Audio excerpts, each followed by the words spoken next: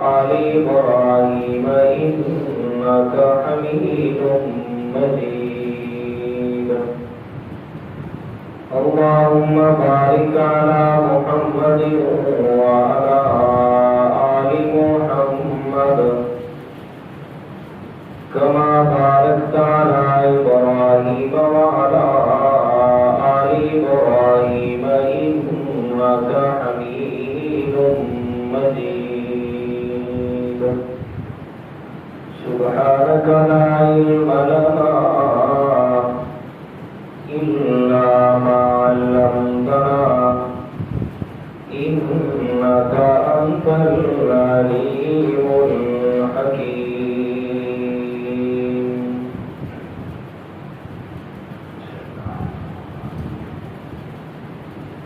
گرامی قدر سامعین،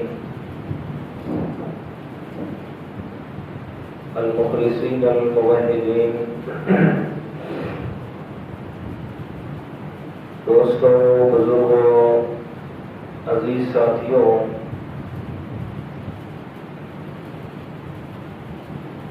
ہر زمانے اور وقت میں آنے والا جو بھی اللہ تعالیٰ کا پیغمبر اور رسول ہوتا ہے،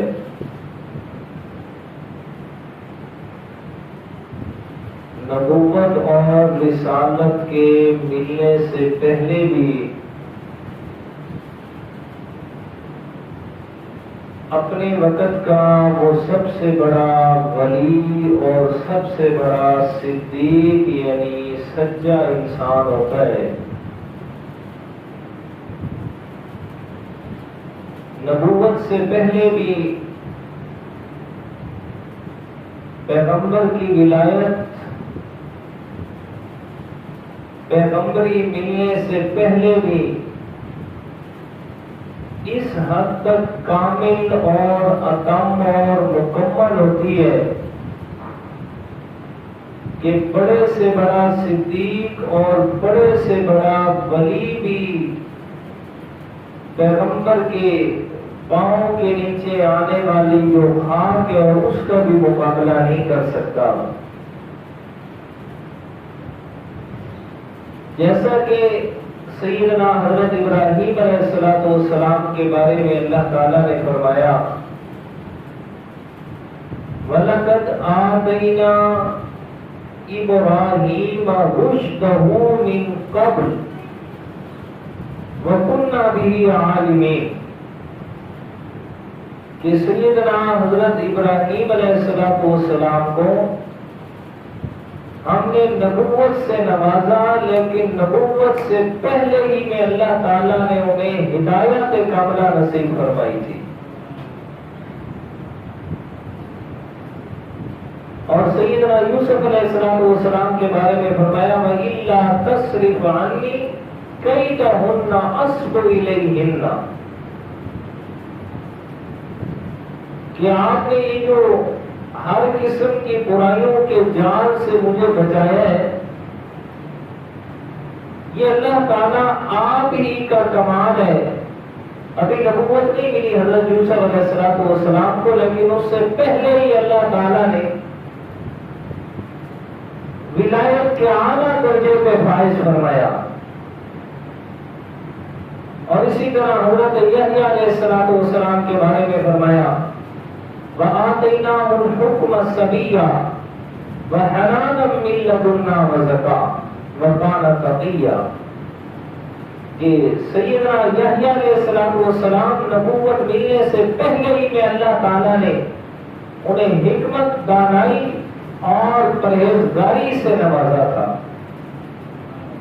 تو پیغمبر جب نبوت نہیں ملتی تب بھی، یعنی نبوت ملنے سے پہلے بھی اپنے دور کا اعلیٰ درجے کا اللہ تعالیٰ کا ولی ہوتا ہے. پیارے پیغمبر امام الانبیاء جناب محمد الرسول اللہ صلی اللہ علیہ وسلم نے جس معاشرے کے اندر آنکھ کھولی اور اس معاشرے کے اندر جو برائیاں تھی وہ پچھلے جمعے پہ میں بہت ساری چیزیں عرض کر چکا. اب آپ صلی اللہ علیہ وسلم نے اس معاشرے کے اندر جو وقت گزارا تو آیا آپ کے حالات زندگی کیسے تھے کہ نبوت ملنے سے پہلے میرے پیارے پیغمبر کے طور اقرار اور میرے پیارے پیغمبر کی زندگی کا ہر عمل اس کے بارے میں کیا احوال اور کیا اقوال ہے؟ تو چند ایک چیزیں میں آپ کے سامنے سیرت کے حوالے سے رکھوں گا کہ نبوت ملنے سے قبل بھی میرے پیارے پیغمبر کا جو اللہ تعالیٰ نے کردار اور آپ صلی اللہ علیہ وسلم کا جو اخلاق بنایا سو اس کا بھی کوئی بھی ثانی اور ہم پلہ نہیں تھا۔ دیکھیے سیرت ابن ہشام کے اندر جلد اول اور صفحہ نمبر 62 پہ صاحب سیرت ابن ہشام وہ لکھتے آپ صلی اللہ علیہ وسلم کے بارے میں کہ آپ نے جوانی کیسے کی اور میں کس طریقے سے آپ جوان ہوئے، تو اس کے جوانی کے حالات اور اس سے پہلے کے حالات کا تذکرہ کرتے ہیں، ذرا دیکھیے گا۔ بسم اللہ الرحمن الرحیم۔ وشب رسول اللہ صلی اللہ علیہ وسلم واللہ یطلع وَيَحْفُظُ وَيَحُوطُهُ مِنْ أَقْدَارِ الْجَاهِلِيَّةِ لِمَا يُرِيدُ بِهِ مِنْ كَرَامَتِهِ وَرِسَالَتِهِ حَتَّى بَلَغَ إِنْ كَانَ رَجُلًا أَفْضَلَ قَوْمٍ۔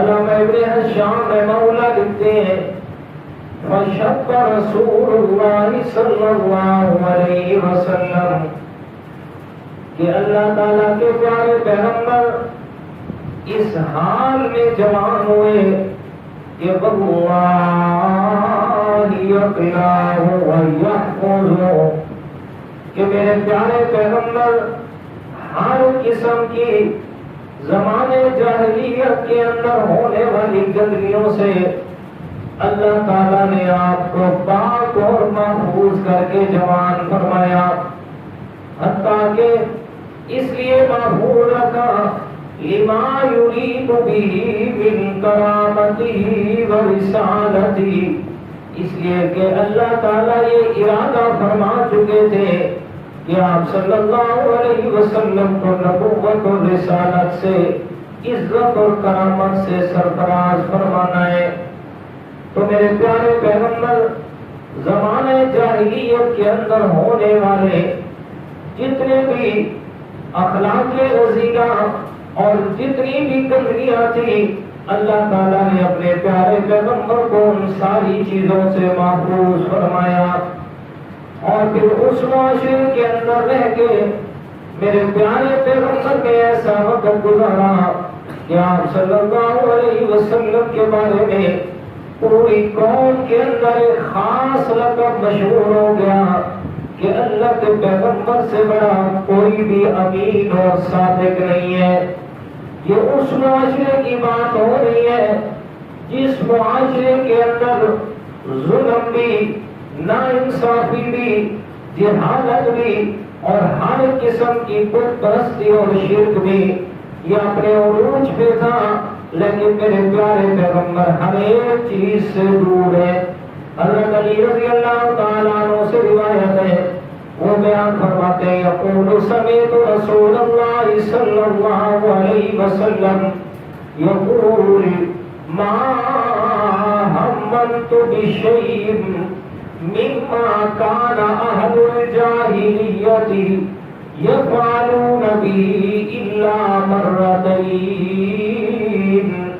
حضرت علی فرماتے ہیں کہ میں نے رسول اللہ صلی اللہ علیہ وسلم کو یہ کہتے ہوئے سنا، آپ فرما رہے تھے ما هممت بشیء مما كان اهل الجاهلیۃ، اور میں زمانے جاہلیت کے اندر جتنی بھی چیزیں رائج تھی میں پیغمبر نے کبھی ان کی طرف جانے کا ارادہ بھی نہیں فرمایا، اور میں الا مرتين سوائے دو وجہ کے، سوائے دو مرتبہ کے، اور میں پہلی كنت ليلة السمر كما تستمر الفتيان في مكة في دار صوت غناء وزفوف وزمیر. اور میں ایک دن میں اپنے نوجوان ساتھیوں کے ساتھ بیٹھا گپ شپ کر رہا تھا کہ گھر سے آواز آئی. ایک گھر سے آوازیں آنے لگی. میں نے پوچھا یہ کس چیز کی آوازیں ہیں؟ بتایا گیا صوت غناء وزفوف وزمیر. اور میں یہ گانے بجانے کی آواز آ رہی ہے. میں نے کہا کیوں؟ انہیں کہا فلان تزوجا فلصوت بذلک الغناء کہ فلان کے گھر میں شادی ہے اور شادی کی وجہ سے ان کے گھر میں گانا بجانا ہو رہا ہے. میرے پیارے پیغمبر فرماتے ہیں میں بھی ادھر ہی تھا. حتی غلبتنی عینی فنمت فما یقظنی الا حر الشمس. اور میں اللہ تعالیٰ نے مجھے اسی جگہ پر میری آنکھوں پہ نیند طاری فرما دی. میں ادھر بیٹھے بیٹھے سو گیا اور اللہ تعالیٰ کا کرنا مجھے کچھ پتا نہیں ہے یہ آوازیں کیا آ رہی ہیں. اور ایک دن تو ایسا ہوا میرے ساتھی نوجوانوں نے کہا آج تو آپ کو زبردستی لے کے جائیں گے کہتے اللہ تعالیٰ نے میرے اوپر نیند بھی طاری فرما دی. انہوں نے مجھے اٹھانے کی کوشش کی. سب نے مل کے زور لگایا لیکن اللہ تعالیٰ نے میرا وزن اتنا زیادہ کر دیا کہ مجھے کوئی بھی اٹھا نہ سکے. فرمایا کہ یہ اللہ تعالیٰ نے میری حفاظت فرمائی ہے کہ زمانے جاہلیت کے اندر جتنے بھی غلط کام تھے کسی کے اندر بھی نئے پیغمبر نے کبھی بھی اس میں شمولیت اختیار نہیں فرمائی. فرمایا یہ تو گناہ کے کام تھے صرف. دوسری طرف آئیے جو اس معاشرے کے خمیر میں بات تھی وہ اللہ تعالیٰ کی ذات و صفات میں شرک تھا. میرے پیارے پیغمبر فرماتے ہیں اور میں نے زمانے جاہلیت کے اندر بھی کبھی شرک کا ارتکاب نہیں فرمایا. اور میں بڑے بڑے بت بنے بیت اللہ شریف کے آس پاس رکھے ہیں لیکن جب بھی میرے پیارے پیغمبر ان کے قریب سے گزرتے انتہائی نفرت کی نگاہ سے دیکھتے اور اپنے آپ کو ان سے دور رکھتے. حضرت انس رضی اللہ تعالیٰ عنہ فرماتے ہیں اور میں اپنے پیارے پیغمبر کے ساتھ ایک دن طواف کر رہا تھا بیت اللہ شریف کا اور مشرکین مکہ نے حجر اسود کے قریب دو بت رکھے ہوئے تھے. جب بھی طواف کرتے حجر اسود کے ساتھ ان کا بھی بوسہ لے کے گزرتے. اور میں اللہ کے پیغمبر کے ساتھ طواف کر رہا ہوں کہ اچانک جب پہنچے نا حجر اسود کے قریب کہتے میں نے التفات کیا اور بتوں کی طرف. میرے پیارے پیغمبر نے میرا ہاتھ پکڑ کے جھٹک دیا اور ہمیں پتہ نہیں ہے یہ ساری غلط چیزیں ہیں. حالانکہ ابھی میرے پیغمبر کو نبوت نہیں ملی تھی. یہ نبوت سے پہلے کی بات ہے کہ اللہ تعالیٰ نے اپنے پیارے پیغمبر کو نبوت سے پہلے بھی ہر قسم کے ان کاموں سے محفوظ فرمایا کہ جو کام میرے پیارے پیغمبر نے نبوت ملنے کے بعد حرام قرار دینے تھے. اگر حفاظت نہ ہوتی تو کل جب نبوت کے بعد میرے پیارے پیغمبر نے اعلان کرنا تھا تو سب سے پہلے کوئی لوگ اٹھتے. کل تک تو خود کرتا رہے تو ٹھیک ہے آج کہتا ہے غلط ہے.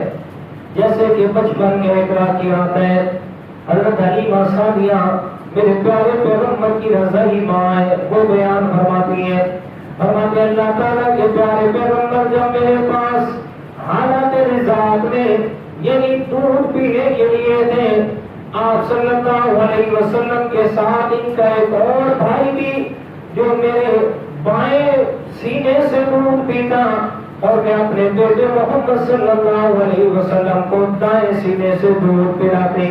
اور میں اتنی محبت اللہ کے پیغمبر سے ایک دن جب دائیں طرف سے میں نے دودھ پلا لیا میرے دل نے کہا ابھی تک یہ محمد صلی اللہ علیہ وسلم سیر نہیں ہوئے ہوں گے چلے دوسری طرف سے تھوڑا اور دودھ پلا لوں. کہتے اللہ کے پیارے پیغمبر کو جب میں نے دائیں طرف سے بائیں سینے کی طرف کیا میرے پیارے پیغمبر نے اپنا چہرہ مبارک پیچھے پھیر لیا. پیچھے پھیر کے میرے پیارے پیغمبر نے زبان حال سے فرمایا ماں جی یہ میرے بھائی کا حصہ ہے، اور کل جب میں نے نبوت کا اعلان کرنا ہے تو ساتھ میں یہ بھی اعلان فرمانا ہے اپنے بھائیوں کے حصے نہ مارا کرو، اپنے بھائیوں کے حصے نہ دبایا کرو۔ آج میں اپنے بھائی کا حصہ کیسے استعمال کروں؟ یہ تو کل میں نے نبوت کے بعد اسے حرام قرار دینا ہے۔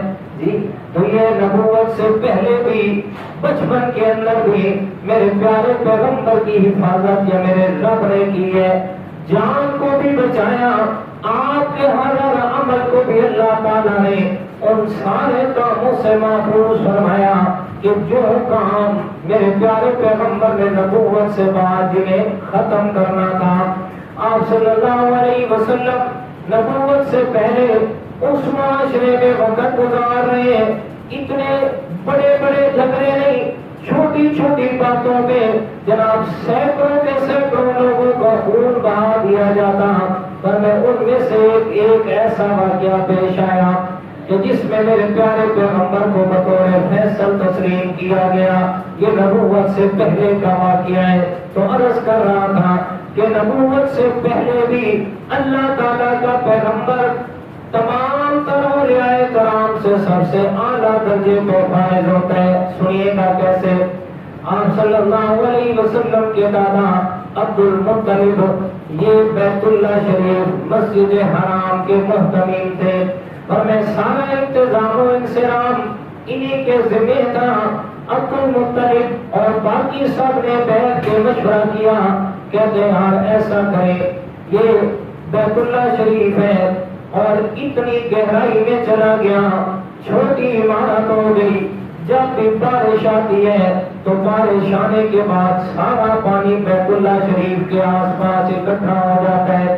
چلے بیت اللہ شریف کو بناتے ہیں، اونچا کر کے بناتے ہیں، میرے پیارے پیغمبر بھی موجود ہیں، مقام شروع ہو گیا، لیکن جب بات پہنچی نہ حجر اسود کو نصب کرنے میں، سارے کے سارے جناب قبیلے والے سامنے آ گئے، کہتے بہت اعلیٰ کام ہے، اس کے لیے ہم یہ اعزاز حاصل کریں گے کہ ہم اپنے ہاتھوں سے بیت اللہ شریف کی دیوار میں حجر اسود نصب کریں گے۔ اب جھگڑا ہو گیا، قریب تھا کہ تلواریں باہر آ جاتی، کہتا ابو امیہ بن مغیرہ یہ قریش کا سردار تھا، یہ سامنے آ کے کہتا ہے یا لڑو نہیں، کل صبح تک انتظار کرو، سب سے پہلے جو بیت اللہ میں آئے گا سو اسی کا حق ہوگا کہ وہ اپنے ہاتھ سے حجر اسود نصب کرے۔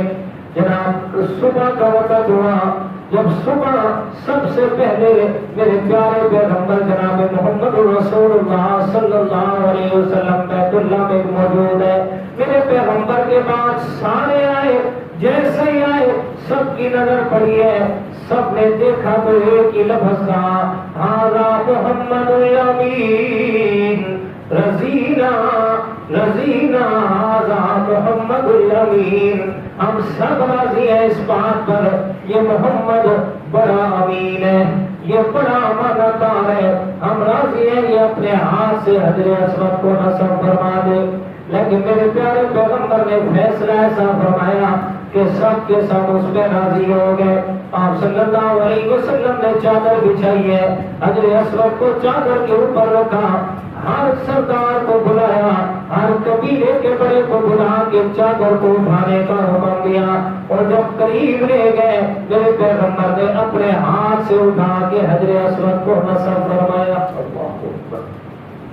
تو آپ صلی اللہ علیہ وسلم کا نبوت سے پہلے بھی اعلیٰ مقام مکہ مکرمہ کے اندر، پھر زمانہ جاہلیت میں ہونے والی بڑی بڑی جنگیں، ان میں سے ایک جنگ حرب فجار، حرب فجار اس کو کیوں کہا جاتا ہے؟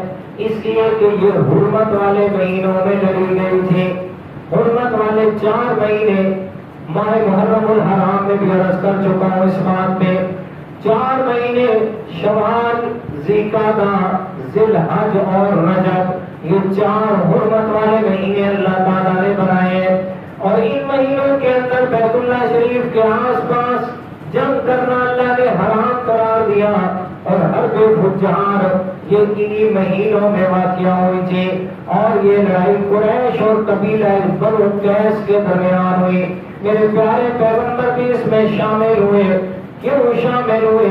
اس لیے کہ اس جنگ کے اندر قریش حق پر تھے، میرے پیارے پیغمبر نے حق کا ساتھ دیا، لیکن گئے تو جنگ میں، لیکن الفاظ سنیے گا میرے پیارے پیغمبر کے بارے میں۔ ادھر علامہ ابن حشام اور امام سہیلی نے جو بات لکھی ہے وہ فرماتے ہیں، وَإِنَّمَا لَمْ يُقَاتِلْ رَسُولُ اللَّهِ صَلَّى اللَّهُ عَلَيْهِ وَسَلَّمَ مَعَ بَابِهِ فِي الْفَجَاءِ وَقَدْ بَلَغَ سَنَّ الْقِتَالِ لِأَنَّهَا كَانَتْ حَرْبٌ فُجَّارٌ۔ کہتے ہیں آپ صلی اللہ علیہ وسلم اس جنگ میں تو شامل ہوئے، لیکن میرے پیارے پیغمبر نے کسی کو قتل نہیں کیا، کسی پہ ہاتھ نہیں اٹھایا، کسی کو زخمی نہیں کیا۔ جب جنگ ختم ہوئی ہے اور اس کے بعد پھر باقاعدہ طور پہ ایک معاہدہ ہوا، یہ جنگ قریش جیت گئے، اللہ تعالیٰ نے جیت ان کے نصیب میں دی۔ اس کے بعد معاہدہ ہوا، معاہدہ کیا ہوا کہ آئندہ کوئی جنگ نہیں ہوگی، لیکن صرف اس بات پہ جنگ ہوگی کہ کوئی بھی مظلوم اس پر کوئی ظلم کر رہا ہے تو سارے مل کے مظلوم کا ساتھ دیں گے، ظالم کے خلاف جنگ کی جائے گی۔ آپ صلی اللہ علیہ وسلم اس معاہدے کے بعد نبوت ملی، نبوت کے بعد میرے پیارے پیغمبر فرمایا کرتے تھے، یارو آج بھی میں اس حلف الفضول پہ قائم ہوں، وہ جو زمانے جاہلیت میں نے کیا تھا۔ آج بھی اگر کوئی میرے ساتھ اسی معاہدے پہ صلح کرنا چاہتا ہے، میں پیغمبر آج بھی اس پہ صلح کرنے کے لیے تیار ہوں کہ اس میں مظلوم کا ساتھ دینے کا معاہدہ تھا، ظالم کے خلاف تلوار اٹھانا تھی۔ تو عرض کر رہا تھا میرے پیارے اللہ کے پیارے پیغمبر، نبوت ملنے سے پہلے بھی اللہ تعالیٰ نے حفاظت فرمائی۔ آپ صلی اللہ علیہ وسلم جب جوانی کی ابتدا میں آئے، آپ صلی اللہ علیہ وسلم کو ضرورت پیش آئی اپنی ضروریات کو پورا کرنے کے لیے۔ میرے پیارے پیغمبر نے جو ذریعہ معاش منتخب فرمایا وہ تجارت کا معاش، میرے پیارے پیغمبر نے تجارت شروع فرمائی، اور پھر آپ صلی اللہ علیہ وسلم کی امانت اور دیانت، میرے پیارے پیغمبر کی امانت اور دیانت کے چرچے مشہور ہوئے، ہر جگہ پہ شہرت ہے، جہاں بھی جاتے ہیں میرے پیارے پیغمبر ہمیں اپنی امانت کے چرچے چھوڑ کے آتے ہیں۔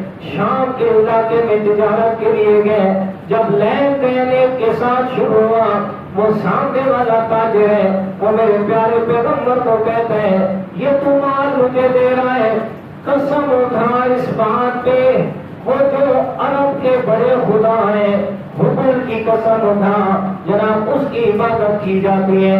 میرے پیارے پیغمبر نے فرمایا میں اللہ کے علاوہ کسی کے نام کی قسم نہیں اٹھاتا، یہ میرے لیے جائز نہیں ہے۔ جس وقت میرے پیغمبر نے یہ فرمایا، وہ سامنے والا تاجر میرے پیغمبر کو غور سے دیکھنا شروع کر دیا، غور سے دیکھ کے پہچان کے کہتے ہیں یار تو وہی آدمی ہے کہ جس سے اللہ تعالیٰ نے آخری پیغمبر منتخب کرنا ہے، ہماری کتابوں میں تمہاری نشانیاں موجود ہیں، تو نے سچ کہا ہے تو اللہ کے علاوہ کسی کے نام کی قسم نہیں لے گا۔ واپس آئے تجارت سے، ادھر مکہ میں شہرت ہوئی کہ جناب بڑا امین، بڑا صادق اور بڑا سچا امانتدار تاجر ہے تو یتیم، ہے تو ایسا آدمی کہ جس کے سر پہ دستے شفقت رکھنے کے لیے کوئی تیار نہیں تھا، لیکن آج امانت کے اتنے چرچے ہو گئے، ہر آدمی یہ چاہ رہا ہے کہ اللہ کے پیارے پیغمبر میرا سامان تجارت لے کے جائے۔ حضرت خدیجہ الکبریٰ رضی اللہ تعالیٰ عنہ خاتون اول میرے پیارے پیغمبر کو سامان تجارت دیا، ساتھ میں اپنا میسرا غلام بھی بھیجا، کہتے ایک ایک بات کو حرکت کے ایک ایک چیز کو نوٹ کر کے مجھے بتانا ہے۔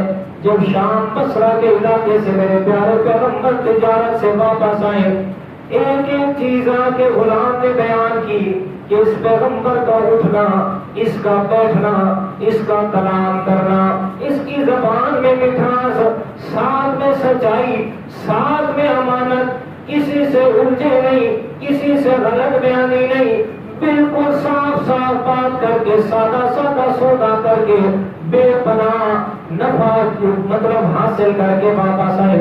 حضرت خدیجہ رضی اللہ تعالیٰ عنہ میرے پیارے پیغمبر کے اخلاق سے متاثر ہوئی اور نکاح کا پیغام بھیج دیا۔ اور میں نکاح کا پیغام، میرے پیغمبر کی عمر 25 سال ہے اور حضرت خدیجہ کی عمر 45 سال ہے۔ کتنی جی؟ 45 سال، اور اللہ کے پیغمبر کی عمر صرف 25 سال۔ ذرا سوچئے تو میرے پیارے، آج ذرا اپنے گریبان میں جھانکیے گا، 25 سال کا کریئر نوجوان ہو، وہ کب چاہے گا کہ میں بوڑھی عورت سے شادی کروں؟ جی، اور حضرت خدیجہ کی پہلے کتنی شادیاں ہوئی تھی؟ شاباش، پہلے کتنی ہو چکی تھی شادیاں؟ جی کتنی ہو چکی تھی استاد جی؟ 9 نہیں، 2 پکی کر لیں۔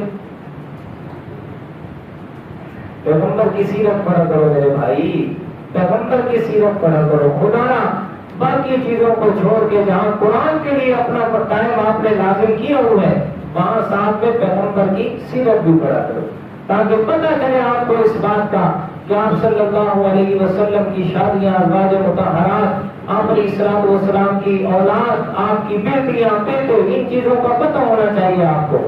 اور جو غیر مسلم سب سے زیادہ جس بات پر مسلمان نوجوانوں کو گمراہ کرتے ہیں نا، وہ تعدد ازواج ہے، کہ آپ کے پیغمبر نے اتنی شادیاں کی ہیں، نعوذ باللہ من ذالک، آپ کے پیغمبر کو عورتوں کا شوق تھا، اتنی زیادہ شادیاں کی آپ کے پیغمبر نے، اور پھر اسی طرح جناب ہو آگے چلتے چلتے پتہ نہیں کہاں بات پہنچا دیتے ہیں۔ تو یہ جو بڑا تانا دیا جاتا ہے، چلے بات آگے میں آپ کو حل کر دیتا ہوں کہ آپ صلی اللہ علیہ وسلم نے زیادہ شادیاں کی ہیں، نعوذ باللہ من ذالک، مسلمانوں کا پیغمبر جو ہے وہ عورتوں کا بڑا شوقین تھا، نعوذ باللہ جی، عورتوں سے بہت زیادہ شوقین تھا، اس لیے زیادہ شادیاں کی ہیں۔ وہ لفظ بولتے ہیں، وہ میرا ایمان اجازت نہیں دیتا کہ میں آپ کو بے لفظ بولوں، وہ جو بکواس کرتے ہیں پیغمبر کے بارے میں، تو اس کا جواب میرے پیارے ذہن میں رکھیے گا۔ پہلا جواب تو اس کا یہ ہے کہ اگر آپ اپنی بات میں سچے کہ ہمارا پیغمبر وہ عورتوں کا شوقین تھا، تو میرا ان سے سوال یہ ہے کہ جو آدمی عورتوں کو شوقین ہو، وہ 25 سال کی عمر میں 45 سال کی بوڑھی سے شادی کرتے ہیں؟ جی، ہمارے تو بوڑھے بھی خواہش لیے ہوئے ہیں جی، چاہے 70-80 سال کی عمر ہوگی، لیکن شادی 20 سال کی لڑکی سے کرنی ہوتا ہے جی، دعا کرو اللہ کرو ہو بنے جی یہاں، لیکن عمر کیا ہے؟ 25 سال کڑی جوانی، جوانی کا عروج، اور میرے پیارے پیغمبر نے شادی کس سے کی ہے؟ 45 سال کی بوڑھی سے، اور بیوہ ہے جی، بیوہ عورت سے شادی کی پہلی، اور یہ سبق دیا کہ میں پیغمبر کو عورتوں سے خواہش پوری کرنے کا مقصد نہیں ہے۔ یہ جو زیادہ شادیاں کی اس کے پیچھے بھی بہت بڑا ریزن اور سبب ہے کہ پیغمبر علیہ الصلوۃ والسلام کی 2 قسم کی زندگی ہے، ایک ہے گھریلو زندگی اور دوسری ہے باہر کی معاشرتی زندگی۔ آپ صلی اللہ علیہ وسلم کی معاشرتی زندگی کو نقل کرنے کے لیے آپ کے لاکھوں صحابہ کرام کہ جنہوں نے میرے پیارے پیغمبر کی زندگی کا ایک ایک عمل نقل فرمایا، اور دوسرے نمبر پہ میرے پیارے پیغمبر کی گھریلو زندگی تھی، اگر 1 یا 2 شادی کر لیتے تو آپ صلی اللہ علیہ وسلم کی گھریلو زندگی وہ 1 یا 2 عورت کے بس میں ہی نہیں تھا کہ امت تک پہنچاتے۔ زیادہ شادیاں کرنے کا مقصد یہ تھا کہ زیادہ سے زیادہ میرے پیغمبر کی گھریلو زندگی کہ کیسے آپ نے بیویوں کے ساتھ رہنا ہے، کیسے وقت گزارنا ہے گھر میں، اور وہ تمام تر امت تک پہنچے، اس کے پیچھے بڑا سبب یہ تھا کہ زیادہ عورتیں ہوں گی تو وہ امت تک مکمل طور تک بات پہنچا پائیں گے، کہ میرے پیغمبر کی زندگی 1-2 عورت کے پہنچانے کی بس کی بات نہیں تھی۔ تو یہ اس بڑی وجہ، اچھا یہ 2 وجہ، تیسری بات جو اس سے بھی بڑی اور صحیح سمجھنے کی بات ہے کہ اللہ تعالیٰ نے ایک پیغمبر کے اندر 100 جنتی جوانوں کی طاقت رکھی ہے۔ ایک پیغمبر میں 100 جنتی جوانوں کی طاقت ہوتی ہے اور ایک جنتی جوان کے اندر دنیا کے 10 جوانوں کے برابر طاقت ہوتی ہے. تو پیغمبر کے اندر کتنے جوانوں کی طاقت ہو گئی؟ کتنے جوانوں کی؟ شاباش، 100 ضرب 10. اور ادھر سے ایک نوجوان کتنی شادیاں کر سکتا ہے؟ 4. تو اگر اس حساب سے دیکھا جائے تو میرا پیغمبر تو اپنے نکاح میں اپنی طاقت کے مطابق 16,000 بیویاں رکھ سکتا ہے. لیکن میرے پیغمبر نے کتنی رکھی ہیں؟ صرف کتنی بیویاں تھی میرے پیغمبر کی؟ جی جی جی 2 باندیاں تھی میرے پیغمبر کی اور 9 بیویاں تھی. 11 میرے پیغمبر کے ازواج مطہرات. تو جو 16,000 بیویاں رکھ سکتا ہے اس نے 11 پہ صبر کیا ہے. تو یہ تو کمال ہے نا، نہ کہ یہ بات ہے کہ اس پر طرح طرح کے بکواس کیے جائیں. بہرحال تو یہ بات یاد رکھنے کی ہے، ذرا اس کو یاد رکھیں. اور دوسرا میرے نوجوان جو سوشل میڈیا استعمال کرتے ہیں، ذرا وہ ایسے طریقے سے اپنے پیغمبر کی سیرت کا دفاع کریں نا، اس لیے کہ سارے کے سارے غیر مسلم جو ہے نا وہ متاثر نہیں ہوتے. کتنے ایسے لوگ ہوتے ہیں جو معتدل بھی ہوتے ہیں. تو اگر اس طریقے سے ان تک ایک پیغام پہنچایا جائے تو یقیناً ان کے لیے فائدہ ہوگا. یقیناً فائدہ ہوگا. جب مکمل ترتیب سے آپ پیغام پہنچائیں گے تو جہاں اور پھول بکتے ہیں سوشل میڈیا پہ اور بکواسات کیے جاتے ہیں، ذرا اپنے پیغمبر کی سیرت کا تذکرہ بھی کیا کریں تاکہ اپنے پیغمبر کی سیرت بھی آپ لوگوں تک پہنچا سکیں. بہرحال اب آپ صلی اللہ علیہ وسلم کو 25 سال کی عمر میں آپ نے نکاح کیا حضرت خدیجہ الکبریٰ رضی اللہ تعالی عنہا سے. یہاں تک بات اس موضوع سے میں روک رہا ہوں جو ہم نے موضوع شروع کیا تھا کہ آپ صلی اللہ علیہ وسلم کی نبوت ملنے سے پہلے بھی اللہ تعالیٰ نے پیارے پیغمبر کی زندگی کے ایک ایک عمل کی کیا فرمائی ہے؟ حفاظت فرمائی ہے. انشاءاللہ یہ سیرت کا ٹاپک چلے گا آگے. میں ایک اور بات کی طرف آپ کی توجہ دلوانا چاہوں گا اور اس بات پہ ذرا توجہ کیجئے گا. بغیر کسی ضد، اناد اور حسد کے، بغیر کسی کے ساتھ ضد کیے صرف بات سمجھانا مقصود ہے تاکہ آپ کو بات سمجھ آ جائے کہ حقیقت کیا ہے. قرآن مجید میں اللہ تعالیٰ نے مسلمانوں کے لیے ایک اصول بیان فرمایا ہے. سورۃ النساء میں فرمایا وَمَن يُشَاقِقِ الرَّسُولَ مِن بَعْدِ مَا تَبَيَّنَ لَهُمُ الْهُدَىٰ. فرمایا کہ جو انسان بھی اللہ اور اس کے رسول کی مخالفت کرتا ہے، وَمَن يُشَاقِقِ الرَّسُولَ اللہ کے رسول کی مخالفت کرتا ہے، من بعد ما تبین له الهدى بعد اس کے کہ ہدایت واضح ہو گئی ہے. فرمایا کیا اس کا نتیجہ کیا نکلے گا؟ فرمایا نُوَلِّهِ مَا تَوَلَّىٰ وَنُصْلِهِ جَهَنَّمَ. فرمایا جس راستے پہ جا رہا ہے نا میں اللہ تعالیٰ نے اسی راستے پہ اس کو چلانا ہے اور سیدھا وہ راستہ جہنم کے اندر جائے گا. اس لیے کہ وہ پیغمبر کی مخالفت کا راستہ ہے. وہ کس کا راستہ ہے جی؟ پیغمبر کی مخالفت کا. ایک یہ بات، یہ تھوڑی تمہید پر. اچھا دوسری بات، قرآن مجید میں اللہ تعالیٰ نے ایک اور رسول بیان فرمایا، یہ بھی سورۃ النساء ہے. فَإِن تَنَازَعْتُمْ فِي شَيْءٍ فَرُدُّوهُ إِلَى اللَّهِ وَإِلَى الرَّسُولِ. فرمایا کہ اگر تمہارا کسی معاملے کے اندر جھگڑا ہو جائے، کوئی بھی تنازع ہو جائے تو آپ نے کیا کرنا ہے؟ اس بات کو لوٹانا ہے اللہ کی طرف اور اس کے رسول کی طرف. یعنی اللہ کی طرف قرآن مقدس کی طرف اور اس کے رسول یعنی آپ صلی اللہ علیہ وسلم کی حدیث مبارک کی طرف. 2 باتیں ہوں گی. تیسری بات اس میں ایک اور ایڈ کر دیں. میرے پیارے پیغمبر نے تیسری بات فرمائی، فرمایا کہ تم میں جب بھی کوئی جھگڑا ہو جائے تو کیا کرنا ہے آپ نے؟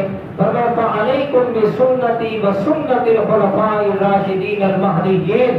فرمایا میری سنت کو مضبوطی سے پکڑنا ہے اور میرے خلفاء راشدین کی سنت کو کیا کرنا ہے؟ مضبوطی سے پکڑنا ہے.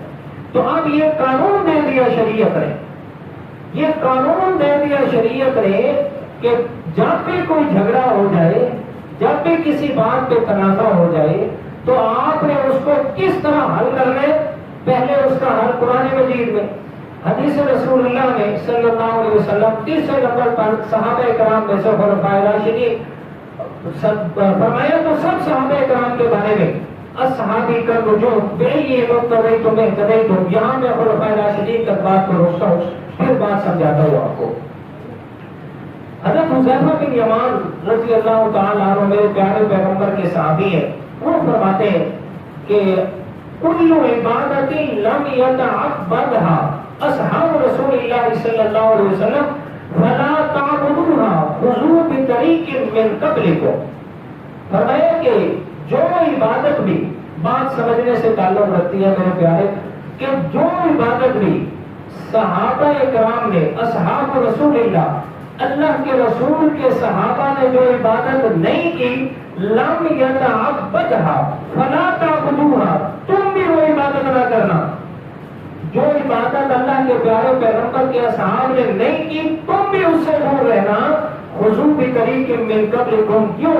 فرمایا اس لیے کہ وہ تم سے پہلے پیغمبر کے دور میں تھے، وہ صحابہ تم سے پہلے پیغمبر کے دور میں تھے، اور انہوں نے جو بھی عبادت کی ہے ڈائریکٹ انہوں نے کس سے سیکھی ہے؟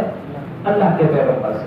کس سے سیکھی ہے جی؟ اللہ کے پیغمبر سے۔ اب بات یہاں تک میں پہنچانے میں، آپ کو سمجھانے میں کتنا کامیاب ہوا، یہ آپ اس بات کی تائید کریں گے کہ سب سے پہلے اگر کسی بات پہ تنازع ہو جائے تو کدھر لے کے جانا ہے بات کو؟ قرآن کی طرف، اس کے بعد حدیث کی طرف، اور اس کے بعد پیغمبر کے صحابہ کی طرف۔ کیوں صحابہ کی طرف لے کے جانا ہے؟ اس لیے کہ انہوں نے ڈائریکٹ تربیت کس سے حاصل کی ہے؟ شاباش بولو، اللہ کے پیارے پیغمبر جناب محمد رسول اللہ صلی اللہ علیہ وسلم سے۔ یہاں تک بات مسلم ہو گئی۔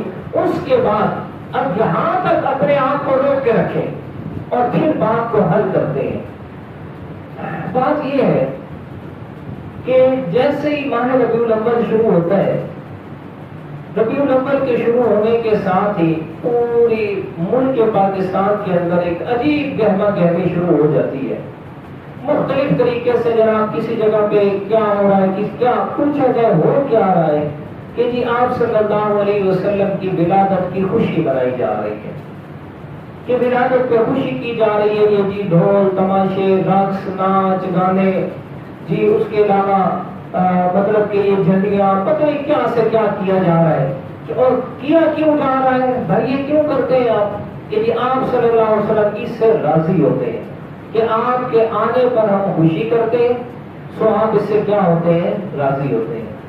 اب دیکھیں میں بار بار ایک لفظ دہرا رہا ہوں، خدایا پہلے آپ اتنا عرصے سے جمعہ سن رہے ہیں، میرا کسی سے کوئی حسد مقصد ہی نہیں ہے، نہ کوئی لالچ ہے کسی سے، بات ایک اصل آپ تک پہنچانا ہے، اصل بات کو آپ تک پہنچانا، فرض سمجھ کر وہ جو پہنچانی ہے، بغیر کسی حسد یاد کے آپ نے اللہ کو حاضر ناظر کر کے بات کو سمجھنا ہے، اپنے ایمان کے ساتھ اپنے رب کو حاضر ناظر کر کے بات کو سمجھ کے جانا ہے۔ اب یہ کام کیا جا رہا ہے اور اس کو کام کرنے کو ثواب سمجھ کے کیا جا رہا ہے کہ آپ کے آنے پر خوشی، یہ جھنڈیاں، یہ ڈھول، یہ تماشے، ساری چیزیں یہ کرنا ثواب کا کام ہے۔ اور بعض اوقات تو یہاں تک بات پہنچ جاتی ہے کہ یہ سنت بھی ہے، کہ یہ سنت بھی ہے۔ اب دیکھیں جی سوال یہ ہے کہ اگر یہ ثواب کا کام ہے، یہ سارا کچھ کرنا ثواب کا کام ہے، تو اب اس میں اختلاف تو پڑ گیا، کچھ کہتے ہیں جی کرنا ہے، کچھ کہتے ہیں نہیں کرنا، اختلاف تو آ گئی بات۔ اب تین اصول آپ نے میں نے ابھی آپ کو بتائے ہیں کہ جب بھی کسی بات میں اختلاف ہونا ہے شریعت میں تو سب سے پہلے کس پہ پیش کرنا ہے؟ قرآن مجید پہ۔ اب اس بات کو لے کے جاتے ہیں قرآن مجید پہ۔ پورے قرآن مجید میں کسی جگہ پر آپ صلی اللہ علیہ وسلم کی ولادت کی تاریخ کا ذکر نہیں کیا گیا کہ اللہ کے پیارے پیغمبر 12 ربیع الاول کو پیدا ہوئے، یا آپ علیہ السلام 9 ربیع الاول کو پیدا ہوئے، 8 کو پیدا ہوئے، یا 28 کو پیدا ہوئے، یا 10 محرم کو۔ اس کا ذکر قرآن میں نہیں، کوئی آیت میں یہ ذکر نہیں کہ آپ 10 یا 12 ربیع الاول کو پیدا ہوئے۔ اچھا، اب قرآن مجید دوسرے نمبر پہ حدیث رسول اللہ، کہ کوئی حدیث پاک ہو جس میں آپ صلی اللہ علیہ وسلم نے فرمایا ہو کہ جی میں 12 ربیع الاول کو یا 9 کو 10 کو 11 کو کس کو پیدا ہوا، کنفرم ڈیٹ نہیں ہے، ہاں دن کا ذکر ہے کیسے ذکر ہے؟ آپ علیہ الصلوۃ والسلام سوموار والے دن ہر سوموار کو روزہ رکھتے تھے. صحابہ کرام نے سوال کیا یا رسول اللہ کہ آپ سوموار کا روزہ کیوں رکھتے ہیں؟ آپ علیہ الصلوۃ والسلام نے فرمایا اس لیے کہ میں اس دن پیدا ہوا تھا. کیا ہوا تھا جی؟ پیدا. اب اتنی بات تو آ گئی کہ اللہ کے پیارے پیغمبر کس دن پیدا ہوئے؟ سوموار والے دن. سوموار والے دن کا ذکر ہے، اس سے ساتھ میں دن کا ذکر نہیں ہے. تو سوموار والے دن میں پیدا ہوا، لہذا اس دن میں کیا رکھتا ہوں؟ روزہ رکھتا ہوں. اب یہاں تک بات اگر سمجھ لیں آپ کہ اللہ کے پیارے پیغمبر نے اپنی پیدائش کے دن میں روزہ رکھا ہے، اور آپ کسی پاگل سے بھی پوچھے نا، بالکل جو نادان ہے جاہل آدمی ہے، اس سے بھی پوچھے نا یار عید والے دن روزہ ہوتا ہے؟ جس دن ہم عید مناتے ہیں شوال کو، یکم شوال کو، یار عید والے دن روزہ ہوتا ہے؟ وہ جو پاگل انسان عید والے دن کون سا روزہ ہوتا ہے؟ اللہ کے پیارے پیغمبر نے اپنی پیدائش کے دن پہ روزہ رکھ کے یہ واضح فرما دیا کہ میری پیدائش کے دن عید تو واضح ہے. حدیث پاک مشکات شریف میں باقی حدیث مبارکہ حدیث کی کتاب میں موجود ہے کہ اللہ کے پیارے پیغمبر نے روزہ رکھا ہے. اچھا اب آج ہے صحابہ کرام کے یہاں صرف ایک بات واضح ہے کہ سوموار والے دن پیدا ہوئے، باقی کوئی ڈیٹ کسی حدیث میں نہیں ہے. اب اگلی بات آ جائے صحابہ کرام کی زندگیاں اٹھائیں جن کے بارے میں آپ صلی اللہ علیہ وسلم علیکم بسنتی و سنت الخلفاء الراشدین، میری سنت کو اور میرے خلفاء راشدین کی سنت کو. آپ علیہ الصلوۃ والسلام کی کل کتنی زندگی تھی؟ 63 سال. 63 سال زندگی کی بہاریں گزاری میرے پیغمبر نے. 40 سال نبوت سے پہلے، 23 سال نبوت کے بعد. 23 سالہ نبوی زندگی.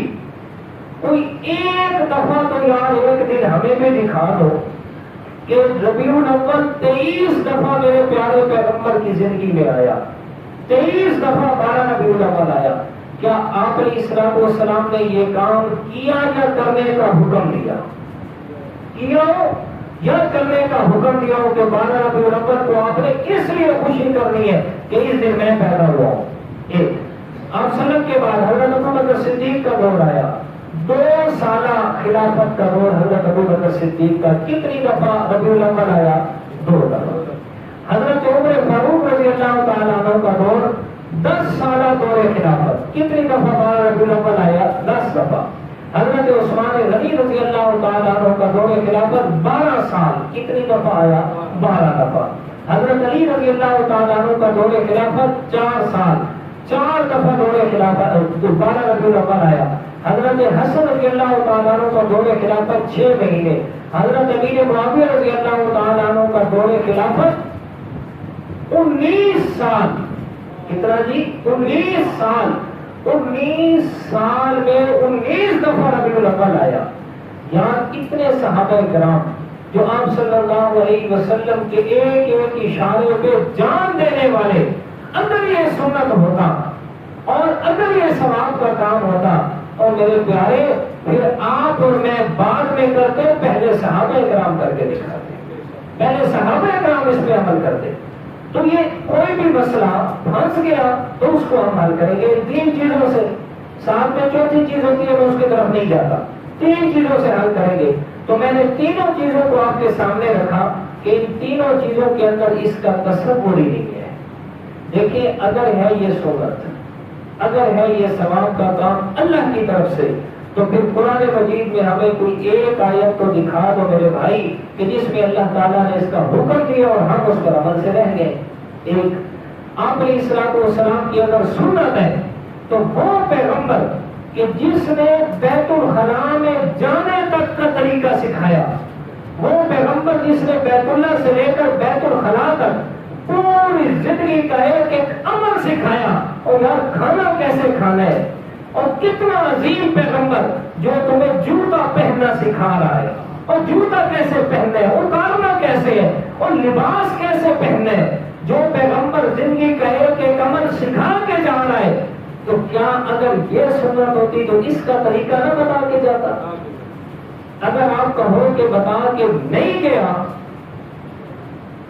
اگر کہو کہ سنت تو ہے اور پیغمبر طریقہ بتا کے نہیں گیا تو پھر کیا مطلب ہوگا اس کا کہ تم پیغمبر پر خیانت کا اتنا بڑا الزام لگا رہے ہو کہ نعوذ باللہ من ذالک پیغمبر اپنا پیغام پہنچانے میں خیانت کر کے چلا گیا اور پیغمبر کے بارے میں خیانت کا صرف تصور کرنا بھی کفر ہے.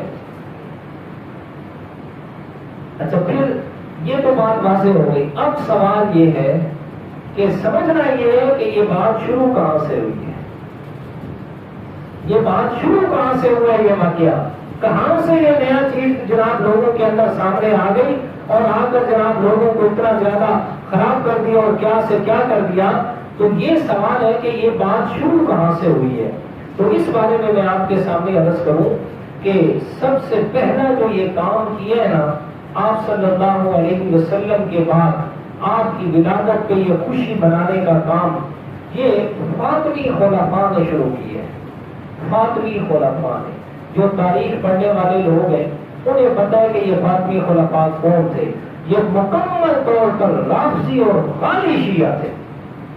فاطمی خلفاء یہ رافضی اور غالی شیعہ تھے اور انہوں نے اہل بیت سے محبت کی آڑ میں فرمایا کہ کب کام شروع کیا, جب مصر میں ان کو حکومت ملی, مصر میں ان کی حکومت ہے تب انہوں نے یہ کام شروع کیا. اور صرف ایک اللہ کے پیغمبر پر نہیں بلکہ آپ اسلام والسلام کی ولادت, حضرت علی کی, حضرت فاطمہ کی, حضرت حسن اور حضرت حسین رضی اللہ تعالیٰ عنہ, ان سب کی مطلب کہ ولادت کے تہوار منانے انہوں نے شروع کیے, جن کے بارے میں حافظ ابن کثیر, علامہ ابن کثیر اپنی کتاب کے اندر کیا لکھتے ہیں, البدایہ والنہایہ کے اندر جلد نمبر 11 صفحہ نمبر 255 کا 271, یہ ذرا نوٹ کر کے گھروں میں جا کے حوالہ دیکھ رہے.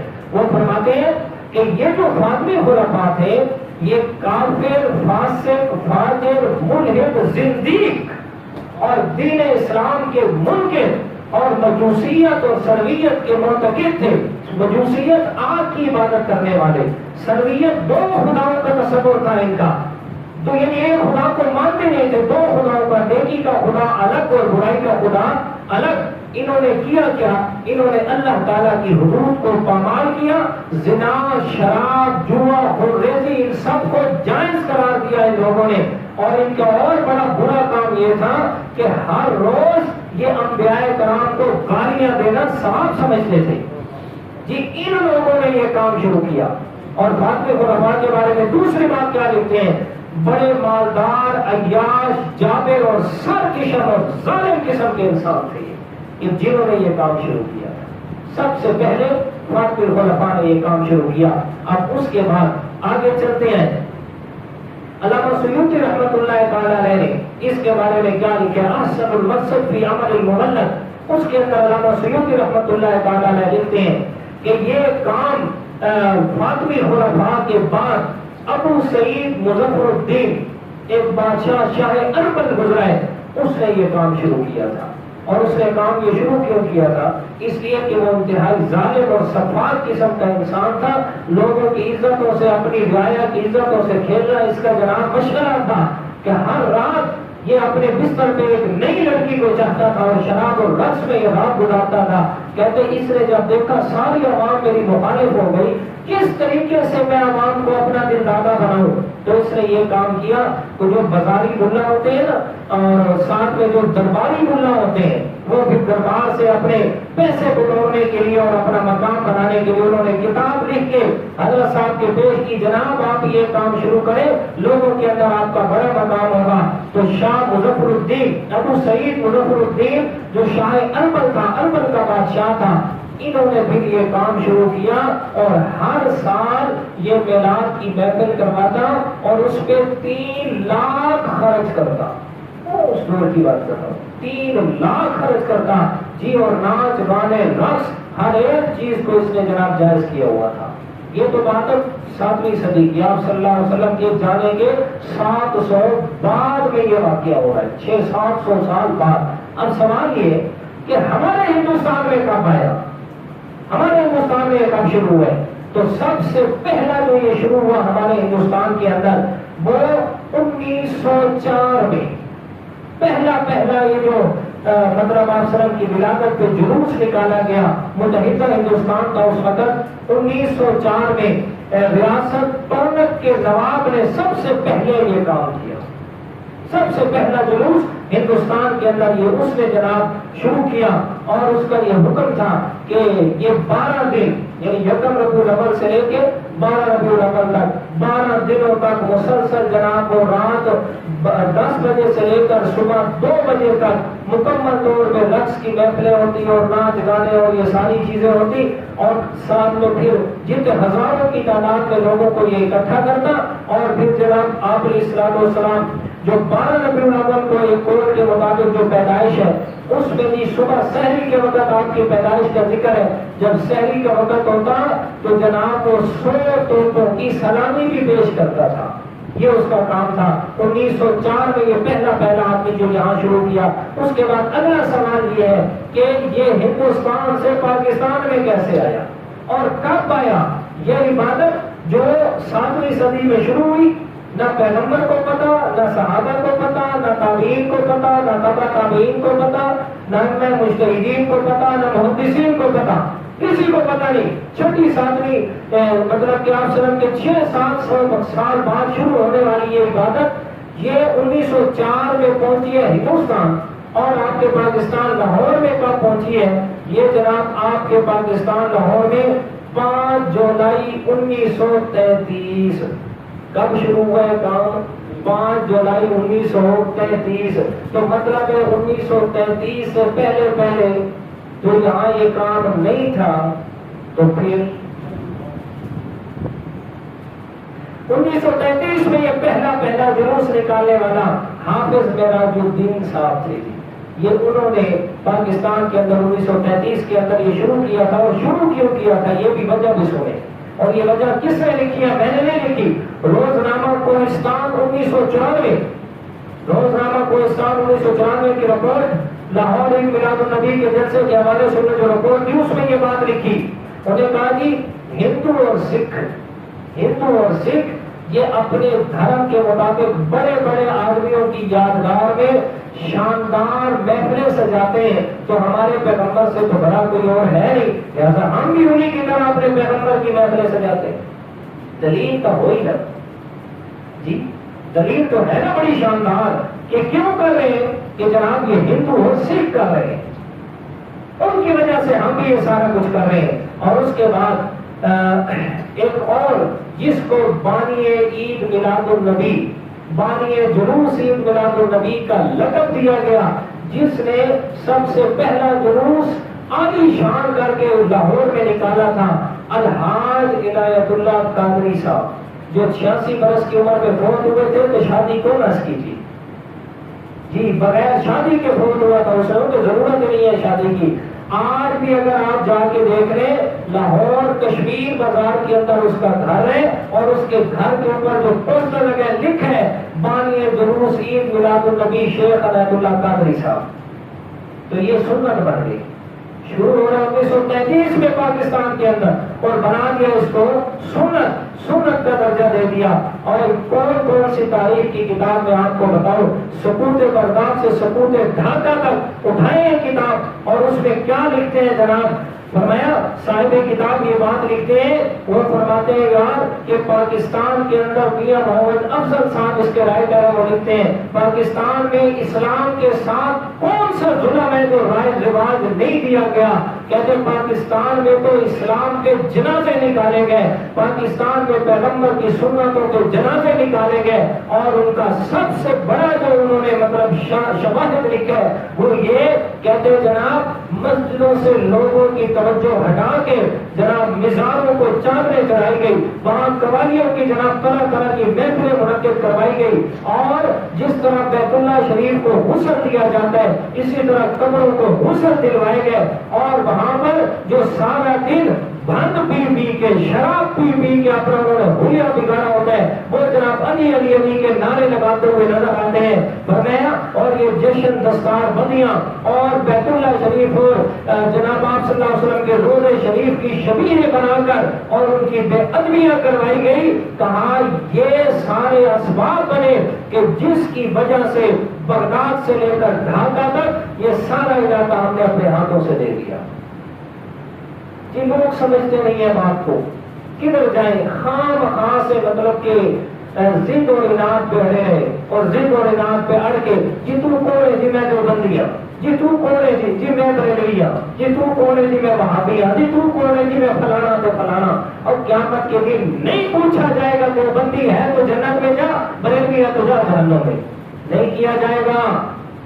یہ میری بات یاد رکھنا، نکل جاؤ ان چکروں سے، کم از کم اپنے آپ کو قرآن اور سنت کے مطابق سچا مسلمان بنا لو، اپنی حیات ایسی بنا لو کہ آپ کو دیکھ کے پتہ چل جائے کہ آپ مسلمان ہیں۔ گلے میں سرٹیفکیٹ نہ لٹکانا پڑے کہ جی 80 بھی مسلمان تھے جی۔ اور وہ اصل مسلمانی آئے گی قرآن اور حدیث پر عمل کرنے سے، صرف نعروں سے نہیں آئے گی، اور صرف جناب طرح طرح کے جلوس نکالنے سے نہیں آئے گی جن کا دور تک شریعت کے ساتھ تعلق بھی نہیں ہے۔ تو میں آپ کے سامنے جو بات عرض کر رہا تھا وہ یہ کہ میں نے 3 اصول رکھے آپ کے سامنے، 3 اصول رکھے، قرآن، حدیث اور صحابہ کرام۔ اور یہ 3 چیزیں وہ ہیں کہ جو بھی مسلمانی کا دعویٰ کرتا ہے سو وہ ان تینوں چیزوں کو تسلیم کرتا ہے، ان تینوں چیزوں کو مانتا ہے، بغیر کسی غصے کے، بغیر کسی اناد کے، بغیر کسی حسد کے، ساری چیزوں کو دماغ سے نکال کر اللہ تعالیٰ کو واحد شاہد مان کر اپنے ایمان کے ساتھ یہ بات سمجھ کے جائیے گا جو میں نے آپ کے سامنے یہ سارے دلائل عرض کیے ہیں، میرا بھائی میں ان دلائل کا اللہ تعالیٰ کے دربار میں جواب دے ہوں گا اگر میں نے آپ کو جھوٹ کہا ہے۔ اگر میں نے جھوٹ کہا تو میں اپنے رب کے سامنے جواب دے ہوں گا، اگر سچ کہا ہے تو پھر آپ کے اندازے میں کہ جناب آپ ان چیزوں کو مانے، اپنا عقیدہ قرآن و سنت کے مطابق بنائیں، بغیر کسی حسد کے، پھر کہہ رہا ہوں بغیر کسی بغض کے نکالے اس بات کو کہ جناب یہ دیوبندی ہے اور یہ وہابی ہے اور یہ شیعہ ہے اور یہ سنی ہے، ساری باتیں نکال کے اپنے آپ کو مسلمانی کے دائرے میں رکھ کے پیغمبر کا سچا متبع اور تابع فرمان بنا کے پھر سوچیں اگر یہ سنت ہوتی تو میرے پیارے پیغمبر خود کرتے، اگر یہ سنت ہوتی حضرت ابو بکر سے بڑا عاشق رسول کوئی نہیں تھا، حضرت عمر فاروق سے بڑا کوئی نہیں، حضرت عثمان، حضرت علی، حضرت حسن جو میرے پیغمبر کے نواسے، حضرت امیر معاویہ، باقی صحابہ کرام، لاکھ سے زیادہ صحابہ، اور یار کسی ایک نے تو کیا ہوتا، کسی ایک نے تو یہ محبت کا حق ادا کیا ہوتا، اگر کسی نے نہیں کیا تو خدارا اس کو محبت کا کیا کہتے ہیں اسے ترازو اور کسوٹی نہ بنایا جائے، بلکہ محبت کا معیار کیا ہے؟ محبت کا معیار ہے میرے پیغمبر کی سنت کی اتباع۔